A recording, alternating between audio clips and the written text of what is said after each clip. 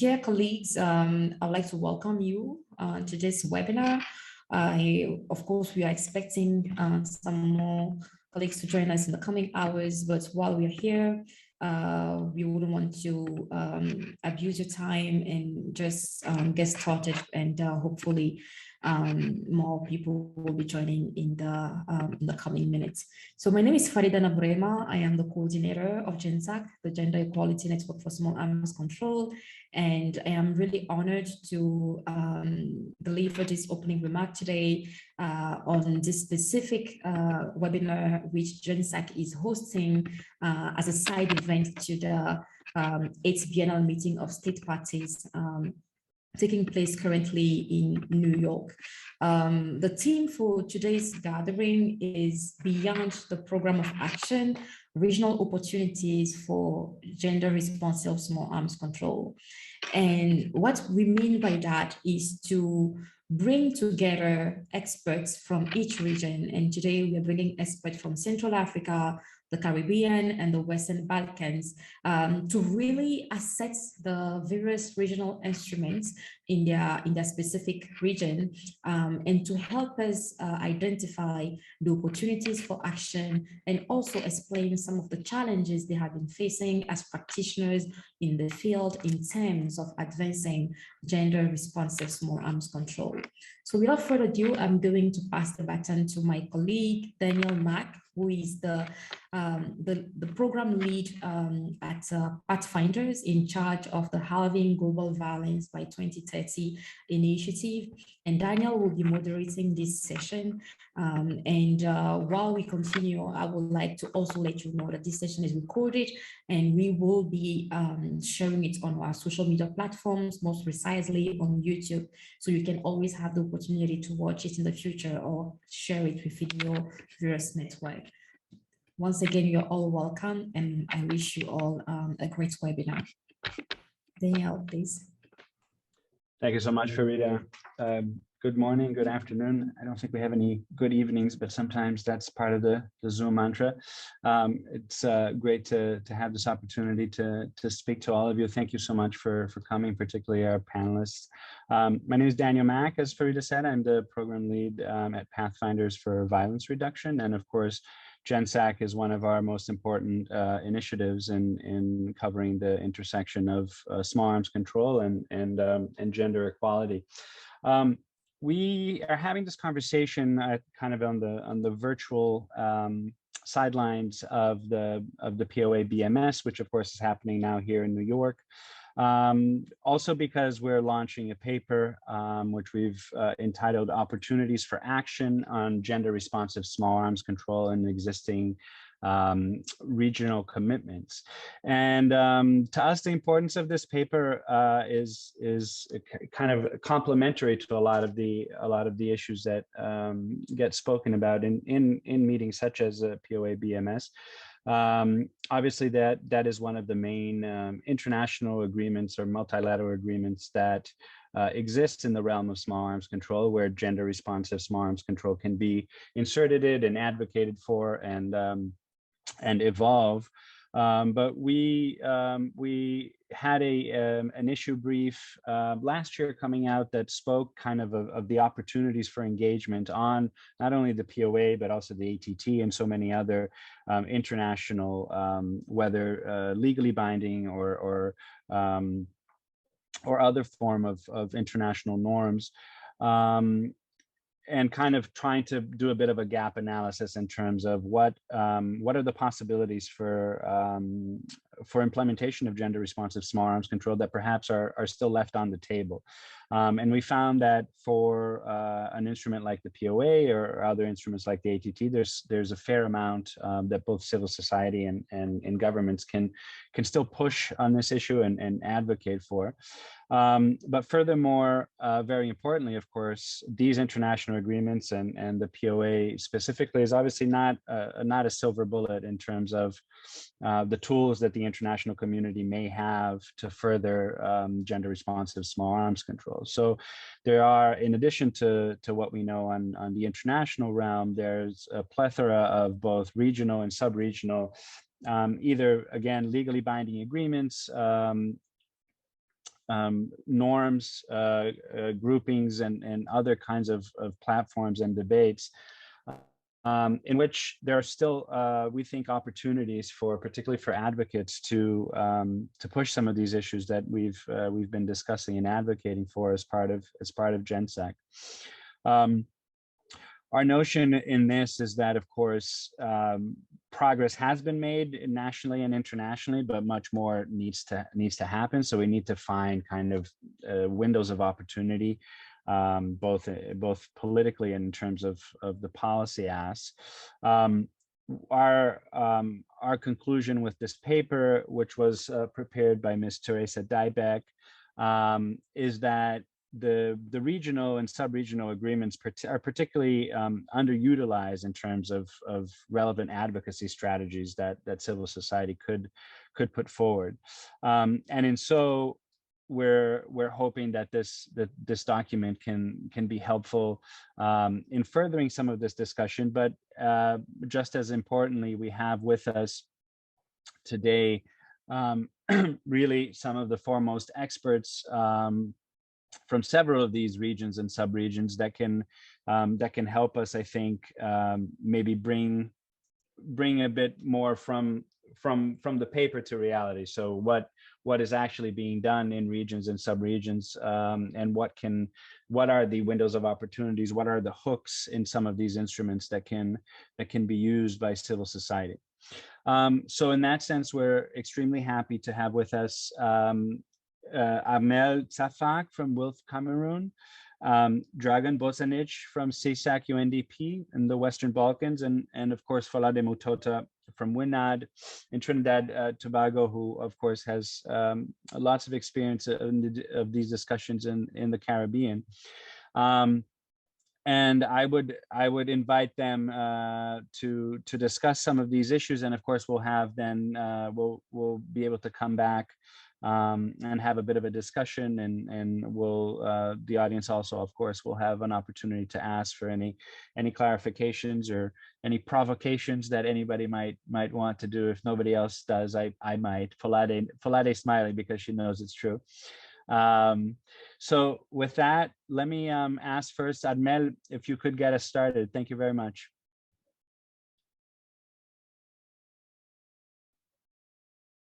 Once more, okay. Once more, good evening, everybody. I'm Amel.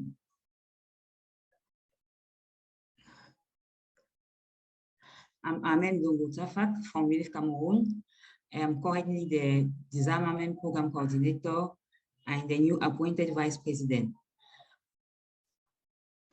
My presentation will be focused on Cameroon actor response to gender-based violence and illicit proliferation of small arms and lethal weapons. Okay.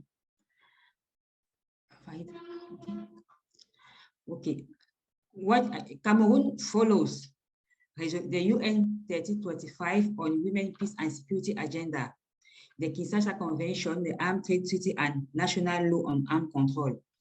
However, many obstacles remain despite organizational initiatives such as WILF Cameroon, which seek to promote and increase women participation in this process.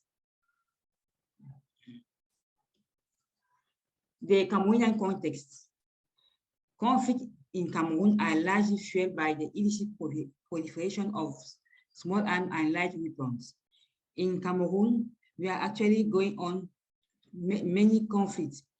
The Northwest and Southwest conflict, the Boko Haram one in the east, the northern region, and in the east, we are attacked by secessionists from the Central African Republic. And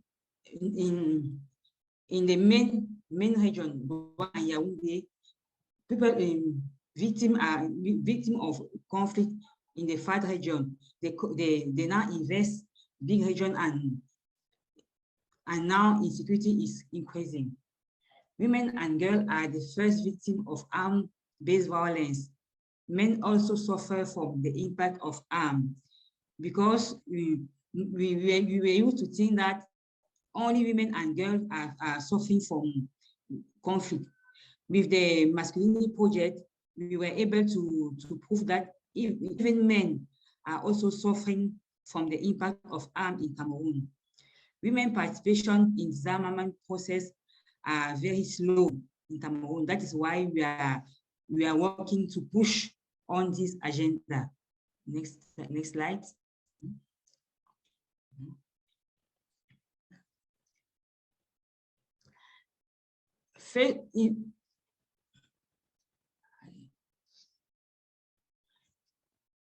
As a response to the ongoing situation in Cameroon, the government has many responses. The first concerning the small arm and light weapon is the opening of this space to non-institutional actors like CSO, like parliamentarians, even media. The collaboration between the Ministry of Women Empowerment and Family and the external relation to cross-reference to the Women, Peace and Security and Arms Control agenda. In April 2018, the Ministry of Territorial Administration ordered a decree to close all shops, to close gun shops in some region of Cameroon.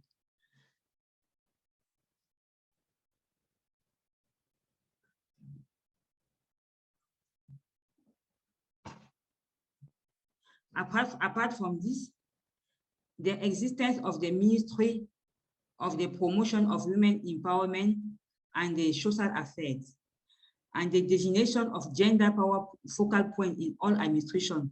Now in all administration in Cameroon, we are able to have gender focal point who are able to talk on behalf of women and to defend women causes in their different ministry.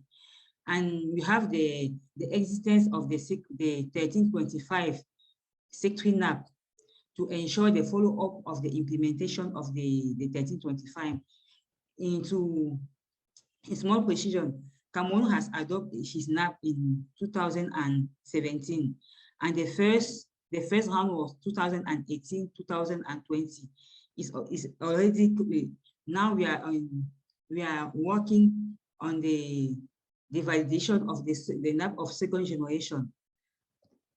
And many organizations, as we at Cameroon, we are a little bit involved in this process.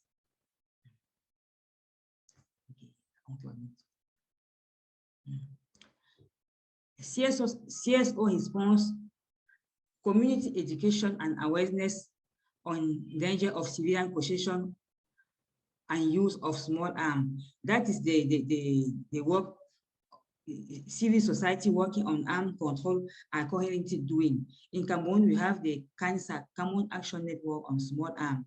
It's a network comprised by 8 organizations, and we work on we work to address the issue of small arms and light weapons.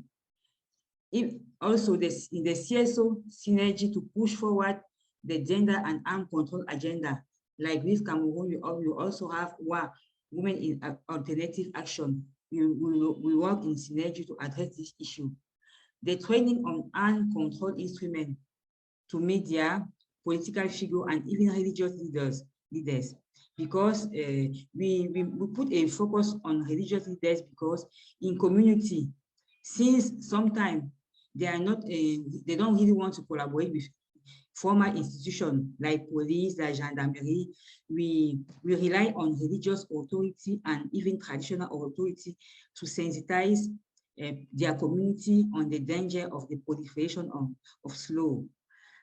Then we advocacy for the setting up of a national commission on arms control. This last point is carried out by the Ministry of External Relations, the Ministry of Women Empowerment, and it was with the support of the Regional Center of Disarmament in Central Africa, UNREC. And last year we held a meeting. The meeting were organized by UNREC in Cameroon, and Cameroonian actors were trained on the gender mainstreaming in arms control. And apart from this, we discussed on a draft of a national action plan on arms control. Next slide. The parliamentarian, last week, the parliamentarian forum on small arms and little weapons organized a meeting in Cameroon, a workshop in Cameroon. It was like last week. And one of the resolution was the revision of the parliamentarian NAP on small arms and light weapons with a focus on the gender dimension. And the outcome of this meeting, they are actually discussing it at the BMS8 in New York.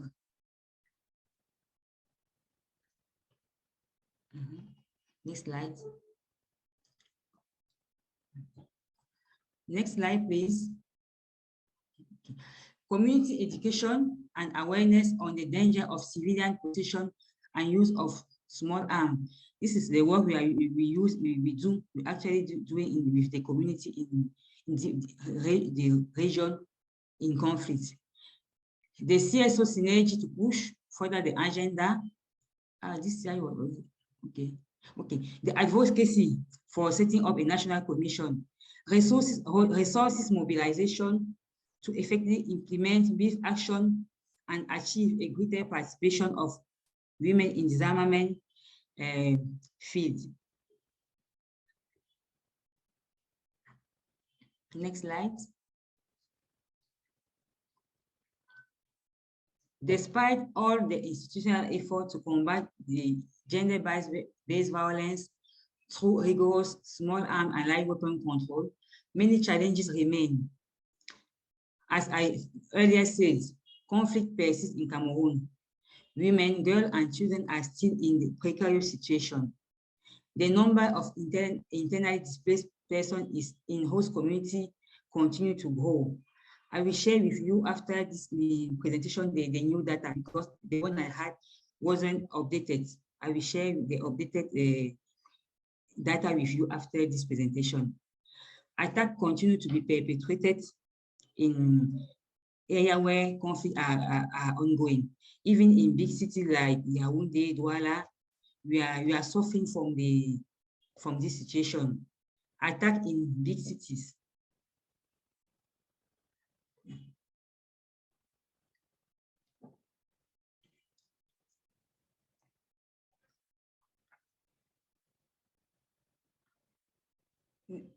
Farida, please, the slide before this one.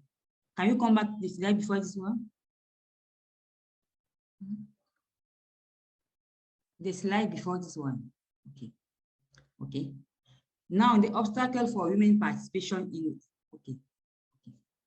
okay. After this one, please, Farida. Okay. After this one, okay, it's okay. Obstacle for women participation in the field of arms control. First of all, the first challenge is financial, because in Cameroon, the Ministry of Women Empowerment and Family and Social Affairs, these two ministries has the smallest budget to implement, and we know that their agenda is big, and the budget they have to implement the UN 1325 Security Council resolution in the 36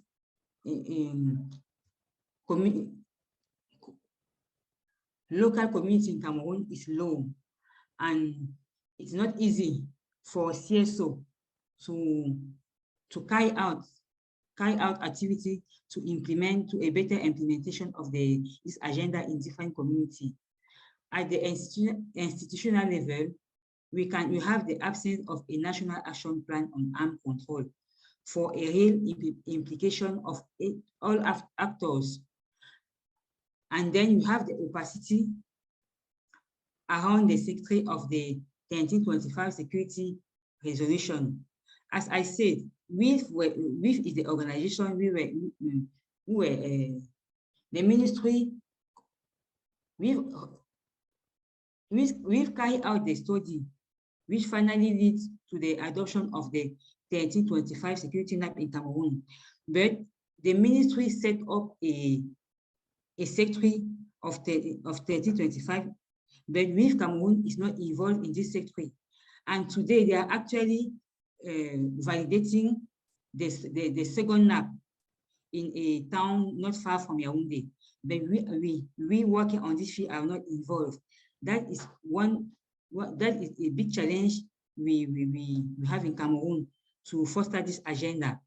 And with Cameroon, with other CSO, when revising the 1325 security NAP, we put a great emphasis on the aspect related to the arm control, the impact of arm control in the new NAP. So we carry out this study, but to validate it, we were not there to foster this agenda. That is one challenges we have as with Cameroon as a women organization to foster the agenda, the women peace and security and the arm control agenda. And also we have cultural obstacles related to stereotype, because we think that women, this field is a field reserved to men, and women don't have the right to discuss such issue, the issue of arm. Next slide, please.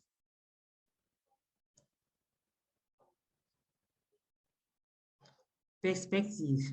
As perspective, we work with the men on the need to support women initiative in arm control. That is the main focus of our program on masculinity, to involve men to be beside women to push their agenda before. We also need to emphasize for women to overcome those stereotypes that women cannot sit where men are seated to discuss issues of arm. And the setting up of a national commission of arm control. As I earlier said, last year we discussed on a draft on national of national commission, but now we really need to have this commission existing. The adoption, improve the collaboration within all the actors, because as I said, the ministry and UN Women are actually organizing a workshop, but all the actors involved in this issue are not involved. This is and we plead that this collaboration must be improved so that this agenda will be well addressed. Next slide. Thank you for your attention. I am open to answer any question we will ask me. Thank you. Thank you so much, Armel. That was a great, very detailed look of how Cameroon and civil society therein is attempting to deal with some of these very difficult challenges. And I think that's one of the things that we're always mindful in GenSAC is that each of the regions and the sub-regions has different challenges, sometimes different kind of assets and liabilities when it comes to gender responsive small arms control. So it's always very important to have this conversation among the different regions. We'll have the opportunity to come back to Armel for some questions and discussion after. But I would follow now. We will go on a very long flight from Cameroon to the Western Balkans now, where Dragan will take us and tell us a little bit more of some of those assets and liabilities in the Western Balkans that you've encountered in your fantastic work with CSAC. Take it away, Dragan.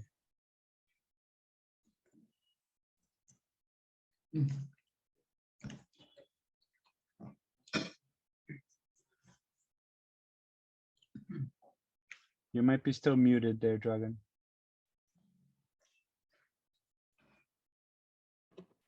Okay, I hope that now you can hear me and that you can also see my presentation. Yeah, thank you. First of all, let me thank you for convening this event and for inviting us to share some of our experiences from Southeast Europe. And as you may know, CSAC basically stands for Southeastern and Eastern Europe Clearing House for Small Arms and Light Weapons. And we were established 20 years ago as a joint initiative of the United Nations Development Program and Regional Cooperation Council.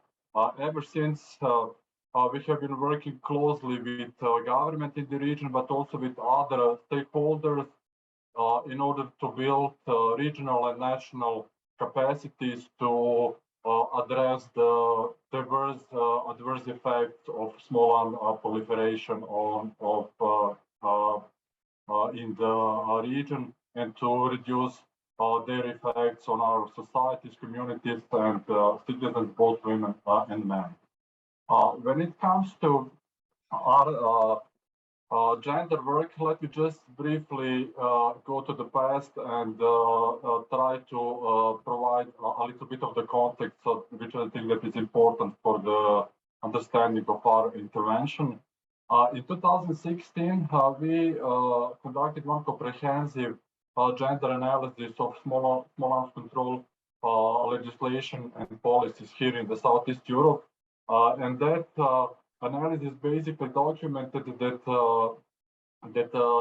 gender perspective was almost totally absent from the small arms control strategies action plan, and also from legislation regulating small arms control. What we have found out is that basically that those policies, they didn't take into account the specific risks that women and men were facing, and the data that we collected on the impact of small arms misuse showed that basically such gender blind approach was making the policies ineffective, and that many of the problems that we are facing, such as, for instance, femicides committed with firearms or exposure of young men to the firearms misuse, could not be effectively addressed with such gender blind approach. Of course, this was very clear because we cannot have a gender blind approach to such highly gendered issues such as small arms. Our analysis also showed that basically there were like several factors which led to marginalization of the gender perspective in small arms control. And it showed, for instance, that there was a lack of awareness and insufficient knowledge of decision makers about the links between gender and small arms. Then there was also lack of data and gender analysis, which then further rendered the gender aspect of small arms invisible, leading further to their marginalization. And of course, there was a underrepresentation of women's organization and gender experts in policy making, which then consequently hindered the possibility that more gender responsive policies are being developed. Clearly, we wanted to reverse such trends, and based on the finding and recommendation of this analysis, we have then initiated a set of analysis to ensure that the gender perspective is moved from the margins of small arms control to the very core of small arms control policy making and implementation. To that end, we have been working intensely with the institutions in the region in order to build their capacities to maintain gender small arms control. We have been implementing gender coach program for heads of small arms commissions, then also implementing the gender training for small arms commissions, and we have been providing a long-term on-demand consultative support to institutions. One of our priority is clearly linked to improving the data availability and increasing the knowledge on the links between gender and small arms. And in order to achieve that, gender-sensitive methodologies are fully integrated in all our research and data collection exercises. But we are also supporting governments in the region to improve their record-keeping practices, so that gender statistic is generated as a part of their regular performance. This data is used for developing of many knowledge products, and these knowledge products have been very instrumental in informing the policy developments here in the region. Then we are also trying to increase the participation of women in small arms control, particularly to ensure that balanced representation of women in all our activities, particularly for when it comes to some capacity building activities such as training or high-level activities. But we are also, for instance, such as the case in Bosnia and Herzegovina, we supported the establishment of cooperation between women's organization and small arms control coordination. And along all these efforts, we are working on a daily basis to raise awareness on gender aspect of small arms. And this is done either through like specific campaigns or just through our social network. As a result of this, like multiple activities, what we have seen is that basically that there was a shift in the approach, and there was a transition from this like a predominantly gender blind small arms control to increasingly gender responsive solutions. We have also seen that there is a increased awareness among our partners about the links between gender and small arms. We also witnessed that there was an established consensus among small arms community on the necessity to integrate gender perspective in small arms control. And we also saw that there was increased capacities, but also commitments of institutions to mainstream gender in small arms control. This is clearly evident in the Western Balkans roadmap for small arms control. The roadmap was adopted 4 years ago, and it was developed by the Western Balkans authorities.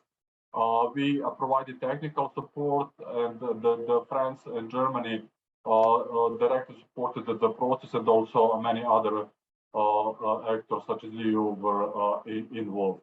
The roadmap basically provides a general plan for the region how to achieve sustainable solutions to the most important problems that we are facing, such as particularly illegal possession, misuse, and trafficking of small arms.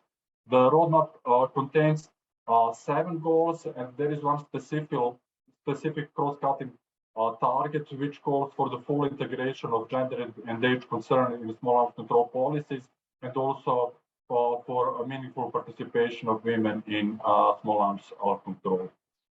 We have supported the operationalization of this roadmap, and this was done through the action plans which were developed across the region in each jurisdiction in the Western Balkans. And what we have seen as a result is basically that this new generation of small arms control strategies and action plan is increasingly providing gender responsive solutions. For instance, there are measures to address the misuse of firearms in domestic and intimate partner violence. There are emerging set of measures to target young men and linkages between masculinity, masculine norms, and demand for firearms. Then there are measures to increase the participation of women in small arms control, improve the availability of data, and further increase the institutional capacities for gender mainstreaming. We are currently supporting institutions here in the region to move a step further and to mainstream gender at the more operational level of small arms control. And these are just like a very few some of the key lessons learned from the region. First of all, the data collection and the gender analysis play a crucial role in making a case for gender mainstreaming in small arms control. That analysis and data that we collected really helped us to ensure that there is a consensus among the key stakeholders on the necessity to integrate the gender perspective in the small arms control, and also helped us to build political will for the more practical work. our experience also showed that in order to push things forward, that it's necessary to apply multiple capacity building strategies from training, awareness raising, then data collection, research. It is also necessary to have a long-term approach because gender mainstreaming is a development work, and as such, it really needs a long-term approach.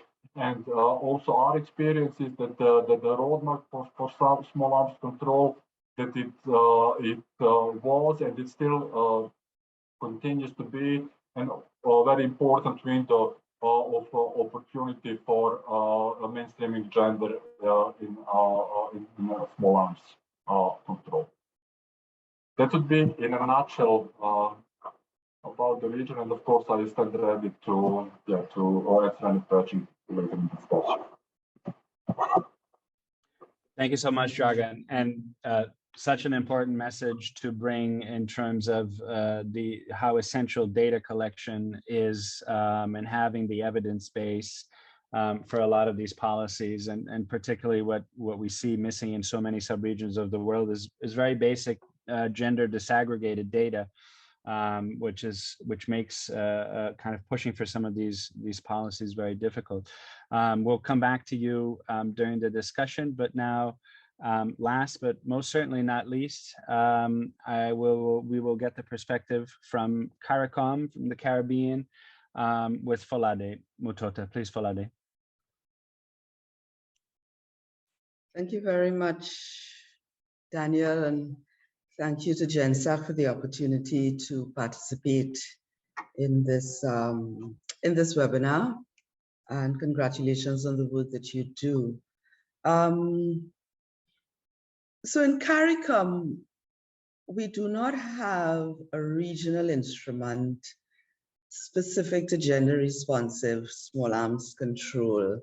There is, however, a CARICOM declaration on small arms and light weapons. And I think also, particularly in the multilateral space, CARICOM is known and really has a demonstrated commitment to gender responsive small arms control, to gender equality within the disarmament, non-proliferation, and arms control spaces. And that's been demonstrated by the active work that CARICOM did in getting reference to gender in the Arms Trade Treaty, and its constant and consistent support of gender language in the Program of Action on Small Arms and Light Weapons. As a matter of fact, as you know, I'm currently at BMS8, and again, in its statement and its support over the last few days, CARICOM has been very consistent in terms of the need to have that focus on gender and gender responsive work around small arms control. Trinidad and Tobago in particular, since about 2011, introduced a resolution at the General Assembly on women, disarmament, non-proliferation, and arms control, which has gotten and continues to get global support, and is promoted by all of CARICOM. And it really seeks to increase the attention to women's leadership in these areas and on these very important issues, so that there is a demonstrated commitment to the business of gender responsive small arms control. But you do not have a regional instrument that really reinforces that commitment or operationalizes it or demonstrates a policy position on it so far. And when you look at the individual countries, it is only in Trinidad and Tobago that our defense force has a gender desk that has adopted 1325 in its work and is pursuing that. So that particular position has not as yet been exported to the other CARICOM member states, but it does exist in the context of the Trinidad and Tobago situation. I think regionally it is safe to say that we have found that there is a healthy amount of skepticism. And I'm saying healthy in terms of the widespread nature of the skepticism that we have found in talking with governments, particularly public officials in the security sector and the law enforcement areas that have primary responsibility really for enforcing legislation to suppress the proliferation and misuse of small arms. And that skepticism has to do with that lack of understanding of the relationship between small arms control and gender, because as they see it, small arms control really is a security matter. It's about law enforcement. How do we control and get rid of criminal gangs? How do we incarcerate perpetrators? And how do we suppress the amount of violence that we see in communities? And consequently, it is a law enforcement issue. And if you try to integrate gender into that, you're bringing in development perspectives that could potentially compromise the effects of law enforcement and their ability really to go after, you know, those very bad people. So there's that. And CARICOM has used a blended approach of legislation, in law enforcement, and social programming over the years to deal with the challenges related to small arms proliferation and small arms misuse, which is largely demonstrated in criminal activities, gang violence, that sort of thing. But none of this is really influenced by a gender sensitive or gender responsive approach to dealing with the challenges that are before us. But I mean, all of our governments and certainly all of the public officials would tell you that there is really no barrier, or there are no barriers to women's involvement and women's participation in decision making, that women are in positions of authority within the security architecture, that there's nothing in our legislation, in the policies of the particular organizations or the national public policies that prevents or put up any kind of barriers to women's full and active participation. And therefore, there really is not a problem in terms of women participating in small arms control and the leadership of organizations that have the responsibility to for law enforcement. And so I think that as we talk about and think through evaluating regional commitments to gender responsive small arms control, it's really important for us to look beyond the numbers, because I think that certainly in the Caribbean, we've achieved the in these organizations and who also are leading these organizations. But of course, we know that patriarchal norms and certainly historical experiences clearly point us to the fact that, for example, women experience sexual harassment in the workplace, and the security sector is no different law enforcement is no different, and so on and so forth. And therefore, I think it's important that we also look at, as organizations talk about increasing the numbers of women coming into the organization or leading or being part of leadership and management teams within these organizations, we also need to look at the policies of the organizations, if they exist, if they do not exist. So for example, how many of our organizations have sexual harassment policies? And if they exist, what do those policies provide for women who need protection? Who do you report to, for example? What are the mechanisms in place for your protection after you make a report? Or if you're thinking of making a report, is there a procedure that protects you throughout the process? You know, what is the situation with impunity? I mean, what are the mechanisms in place to ensure that impunity doesn't reign? Because military, security, law enforcement organizations are very hierarchical. So, you know, and so even though the particular complainant may be located at various levels of the organization, it could be a woman who's a constable of police, or a woman who is an assistant commissioner of police, for example. The hierarchy of the organization has to be taken into account when we look at the policies and the systems that are in place for protection. What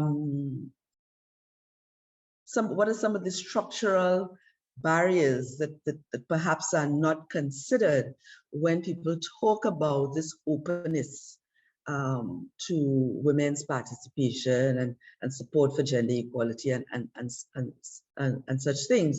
Because, for example, in the region, and it perhaps exists other places, women entered the security sector long after men did.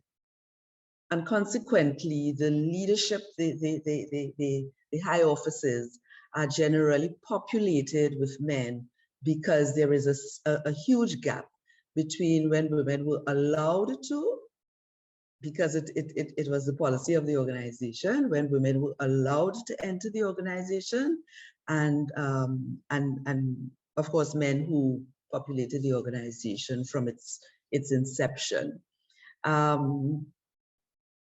And so I think also operationally, if we were to do a gender audit of these organizations, what would that tell us?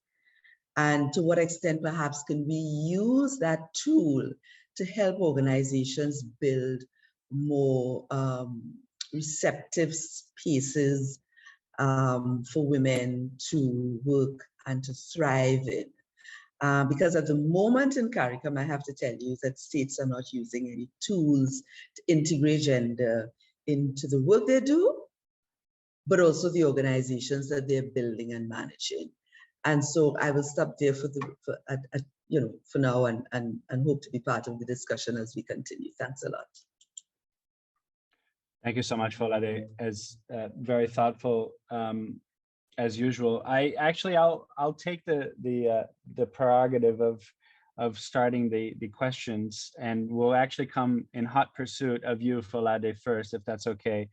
Of course, if anybody, any other participants would have a question to any of our speakers, we're more than happy to hear those and help us with the discussion.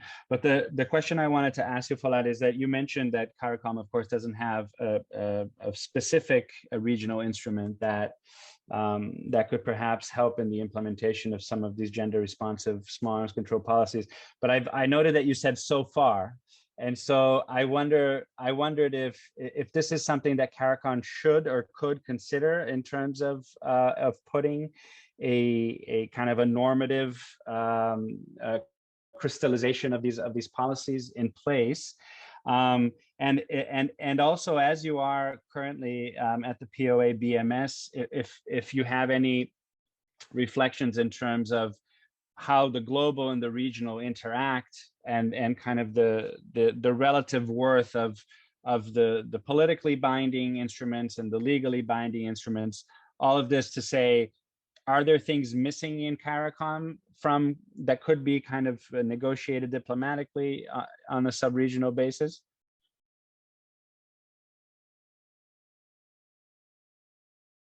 Thank you very much for the questions.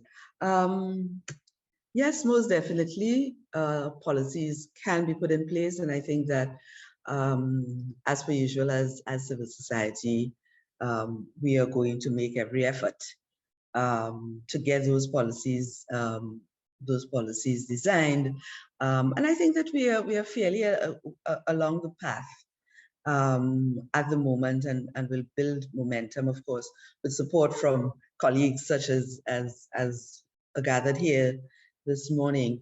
For example, a number of CARICOM states do not have a gender policy, and I'm sure that is not uncommon in other places. And therefore, it really begs the question to what extent really are states committed to gender equality. You see, and it is our responsibility to bring that question to the fore and bring with that question ways in which we can pursue gender equality collaboratively. You see what I'm saying? And so there are doors that are already open. Some are ajar, some are wide open, along with their windows. And so it really is the business of advocacy that is going to take us to the point that you're asking about, and which is why I said as yet, you know, because there is not a resistance. And I think that is a good place to start. There is not a resistance. There is, however, perhaps a bit of an apathy around, how do we start this? How do we make this happen? And there's always this tension between governments and civil society, as you know, about civil society wanting too much and moving too fast and so on, which I have no difficulty with. I mean, you do what you have to do and I do what I have to do. We're all happy at the end of the day. How does the global and regional interact? I think because those of us who also work in the multilateral space have been successful over time to get that space to adopt a lot of the language and the commitment and the how-to around this issue. It really helps to transfer that commitment that our governments make when they come into the multilateral space into the national space and present us with policies and legislation and that sort of thing. So that because CARICOM has made these commitments at the United Nations, for example, at the OAS and other places, then it is a question of how do we translate that into national legislation, international public policy. And then your third question, which I didn't get to complete writing, and so I missed it. But I know that you did have three. Sorry about that. No, that's great. I mean, it was a follow-on in terms of the relationship of the regional and the global, but perhaps a little more specifically on this interplay between the legally binding and the political commitments, in the sense that that's always a big discussion where you have a lot of people perhaps critiquing the PoA for lack of teeth or for lack of kind of the legally binding. Conversely, you have a lot of sub-regional or regional instruments that are legally binding, but the implementation has been tremendously lagging. And so how do you see that interplay a bit? Yeah. I think the spirit of the particular instrument is what we have to go with. And therefore, whether it's political or whether it's legal. So for example, in the case of CARICOM, as you know, we were strong advocates for the Arms Trade Treaty and to get a robust Arms Trade Treaty, which is legally binding. But we've been equally supportive and hardworking and committed to the Program of Action on Small Arms Control, because as you would know, the Program of Action on Small Arms Control is even more relevant to our experience, you see, and we've been there from the beginning, ensuring that that instrument becomes stronger and stronger because of its importance to the challenges that we face in the region. So I think that whether it's legal or whether it's political, it really is the spirit and intent and the goal of the instrument that really should guide what we do and the extent to which we give support to its implementation and the extent to which we ensure its implementation through national legislation, through public policy, through our programming. And I don't know if that answers your question in the least. It does indeed. Thank you very much, Falade. And Thanks. we've been rejoined by Admel as well, who I think maybe had a bit of technical difficulty. So if anybody has any questions towards her. I see Maria Pia Devoto from APP in Argentina has her hand raised. I don't know, how do we give her the mic here? Ah, there she is. Miraculously, the mic just appeared. Okay, so you hear me? Yes. Okay, that's good. So my internet is not very good. So I'm going to try to be like really very brief. Thank you for organizing this event and to feed in this and regarding what been saying by Folade and what we've been explained and what we've seen. I'm not sure because there's some Latin America shares some realities like that they are very similar from the Caribbean region. And we are part of a global instrument, regional instrument. There are also national laws in place. 16 countries in our region have in their penal code or other legislation feminicide as a crime.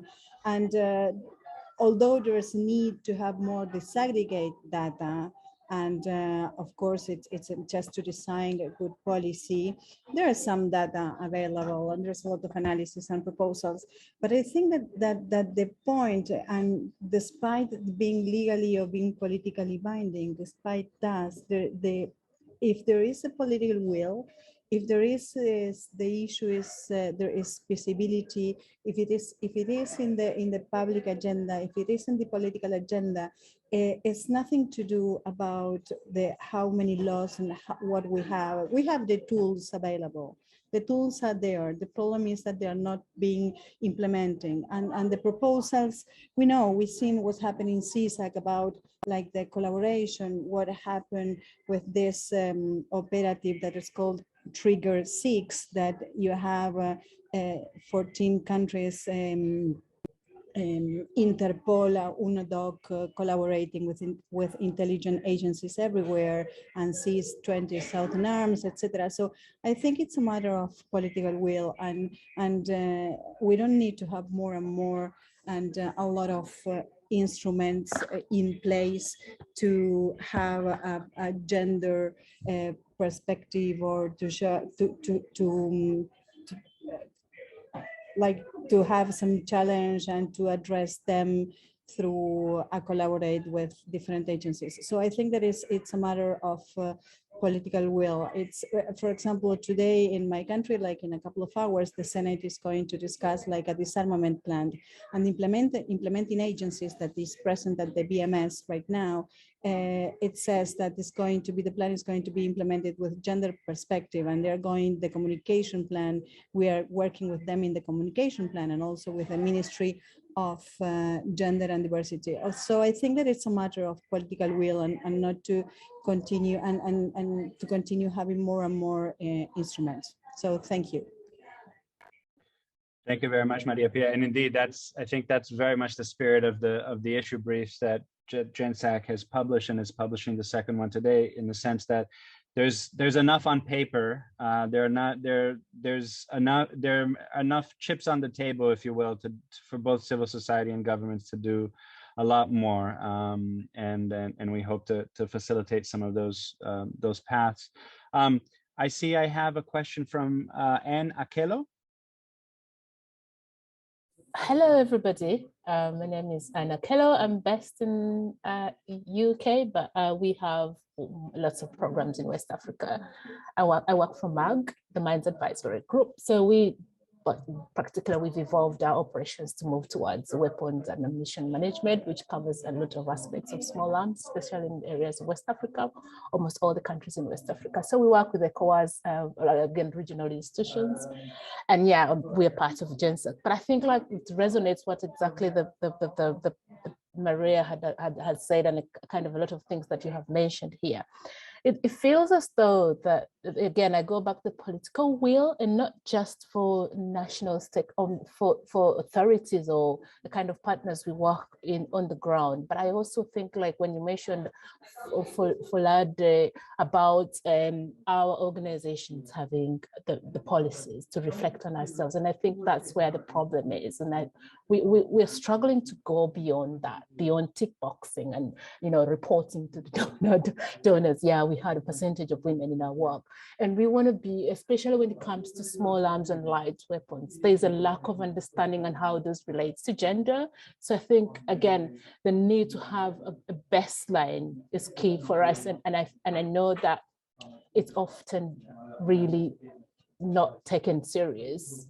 And how do we give what we don't have? We need to give what we have, and that's what we are at the stage where we think we are actually burdening the locals, the local stakeholders, the national authorities who barely have support in terms of resources. But how can we, organizations as ourselves, who have access to donors we can influence, or spaces like this, to sort of like hang on, maybe where there's much work need to be done, not necessarily on the ground, but people implementing like ourselves, to rethink about how we shape and change and adapt to the needs of gender responsive small arms, for example. So my question is, how do we move beyond? Yeah, we have many tools, and we don't want to produce more tools, but we want to walk the talk. But who is going to walk the talk? Thanks. Thank you very much, Anne. I don't know if I see Folade is nodding in agreement. I don't know if any of the panelists would like to offer some insight into that question.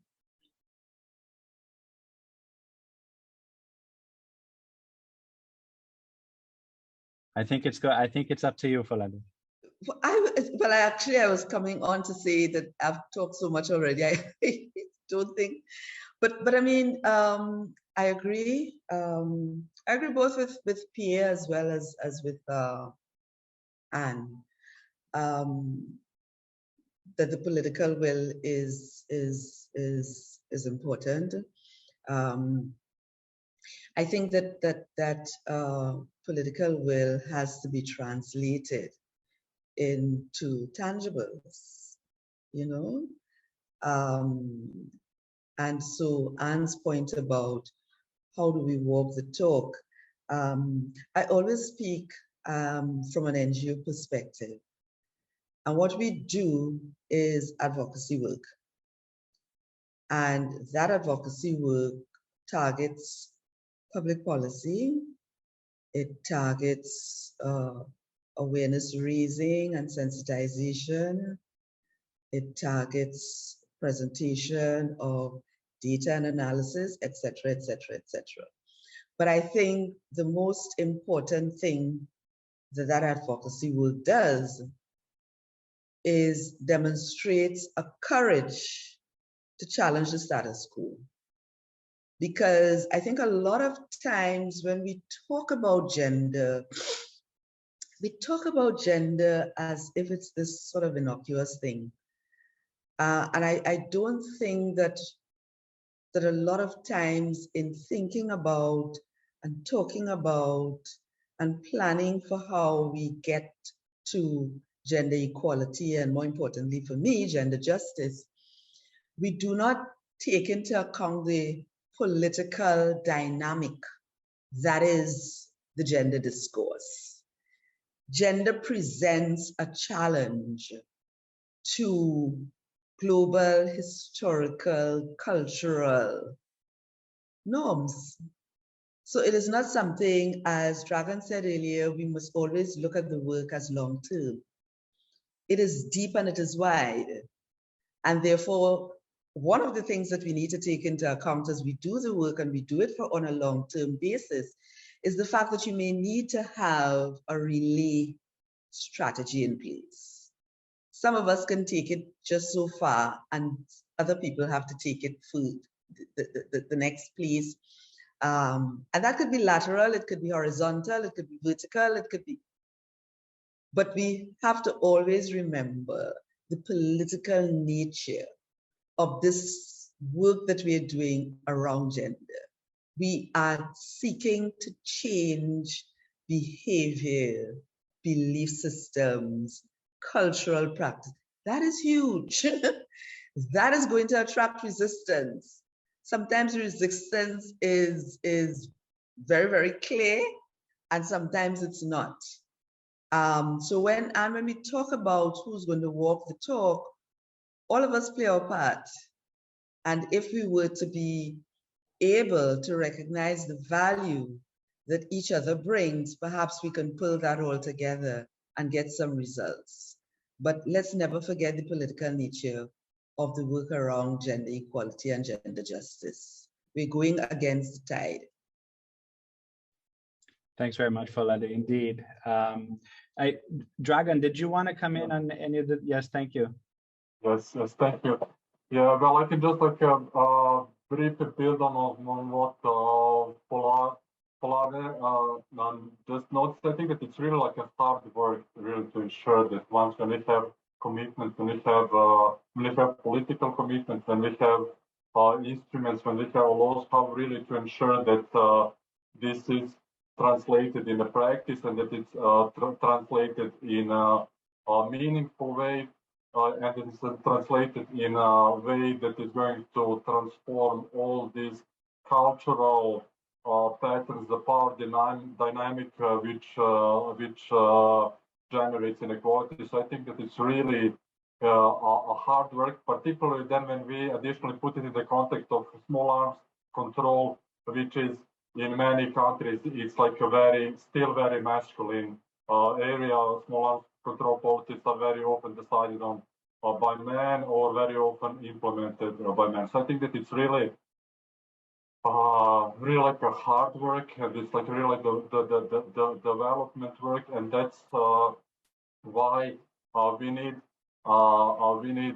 both long-term approach, but then we also need this like really multiple strategy in order to try to tackle all these patterns.